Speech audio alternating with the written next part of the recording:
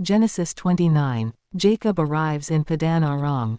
Then Jacob continued on his journey and came to the land of the eastern peoples. There he saw a well in the open country, with 3 flocks of sheep lying near it because the flocks were watered from that well. The stone over the mouth of the well was large. When all the flocks were gathered there, the shepherds would roll the stone away from the well's mouth and water the sheep. Then they would return the stone to its place over the mouth of the well. Jacob asked the shepherds, "My brothers, where are you from?" "We're from Haran," they replied. He said to them, "Do you know Laban, Nahor's grandson?" "Yes, we know him," they answered. Then Jacob asked them, "Is he well?" "Yes, he is," they said, "and here comes his daughter Rachel with the sheep." "Look," he said, "the sun is still high, it is not time for the flocks to be gathered. Water the sheep and take them back to pasture." "We can't," they replied, "until all the flocks are gathered and the stone has been rolled away from the mouth of the well. Then we will water the sheep." While he was still talking with them, Rachel came with her father's sheep, for she was a shepherd. When Jacob saw Rachel daughter of his uncle Laban, and Laban's sheep, he went over and rolled the stone away from the mouth of the well and watered his uncle's sheep. Then Jacob kissed Rachel and began to weep aloud. He had told Rachel that he was a relative of her father and a son of Rebekah. So she ran and told her father. As soon as Laban heard the news about Jacob, his sister's son, he hurried to meet him. He embraced him and kissed him and brought him to his home, and there Jacob told him all these things. Then Laban said to him, "You are my own flesh and blood."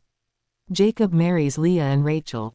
After Jacob had stayed with him for a whole month, Laban said to him, "Just because you are a relative of mine, should you work for me for nothing? Tell me what your wages should be." Now Laban had 2 daughters, the name of the older was Leah, and the name of the younger was Rachel. Leah had weak eyes, but Rachel had a lovely figure and was beautiful. Jacob was in love with Rachel and said, "I'll work for you 7 years in return for your younger daughter Rachel." Laban said, "It's better that I give her to you than to some other man. Stay here with me." So Jacob served 7 years to get Rachel, but they seemed like only a few days to him because of his love for her. Then Jacob said to Laban, "Give me my wife. My time is completed, and I want to make love to her." So Laban brought together all the people of the place and gave a feast. But when evening came, he took his daughter Leah and brought her to Jacob, and Jacob made love to her. And Laban gave his servant Zilpah to his daughter as her attendant.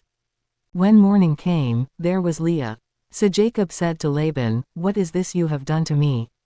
I served you for Rachel, didn't I? Why have you deceived me?" Laban replied, "It is not our custom here to give the younger daughter in marriage before the older one.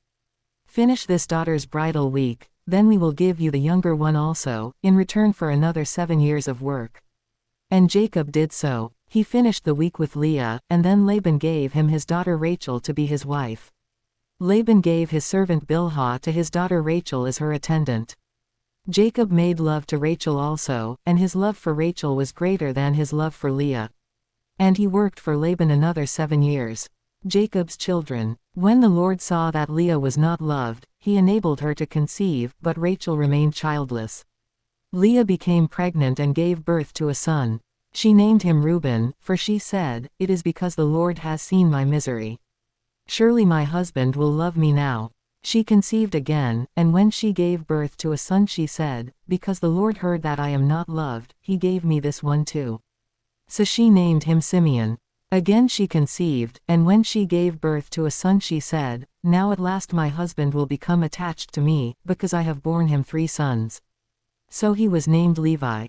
She conceived again, and when she gave birth to a son she said, "This time I will praise the Lord." So she named him Judah. Then she stopped having children.